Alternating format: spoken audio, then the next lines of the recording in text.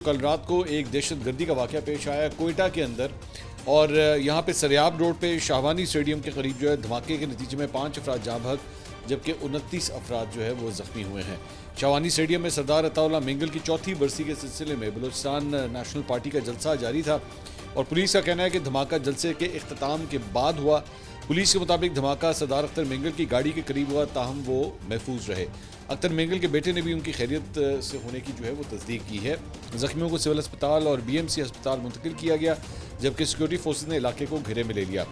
BNP के नायब सदर साजिद तरीन ने मीडिया से बात करते हुए कहा है कि उनके 13 कारकुन जो हैं वो शहीद हुए हैं और मुतादिद अफराद जो हैं वो ज़ख्मी हुए हैं।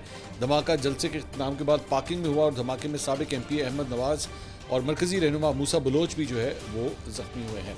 तो इस मौके के ऊपर ये बड़ा सिग्निफिकेंट एक डेवलपमेंट है। इसकी रीज़न ये है कि इस मौके के ऊपर आप जानते हैं कि पहले ही पाकिस्तान जो है वो फ्लड्स की वजह से, सैलाब की वजह से जो है वो काफ़ी फंसा हुआ है इस वक्त और जो एक हंगामी सूरत हाल बनी हुई है, तो उस दौरान दहशतगर्दी का वाक़या होना और वो भी इस मरतबा बलूचिस्तान के अंदर। अब बलूचिस्तान एक वाहिद सूबा है जहाँ पे अभी तक फ्लड्स की वजह से कोई प्रॉब्लम नहीं आई थी। बाकी खैबर पख्तूनख्वा में आप जान चुके हैं, गिलगित बल्तिस्तान में देख चुके हैं, पंजाब ऑलरेडी सफ़र कर रहा है और सिंध में ये सिलसिला शुरू होने वाला है।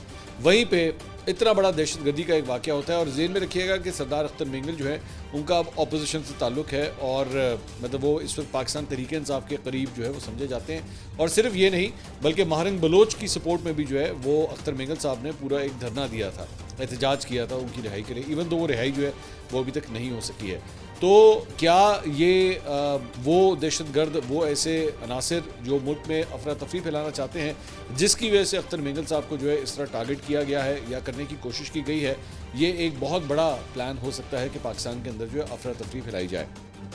इसके अलावा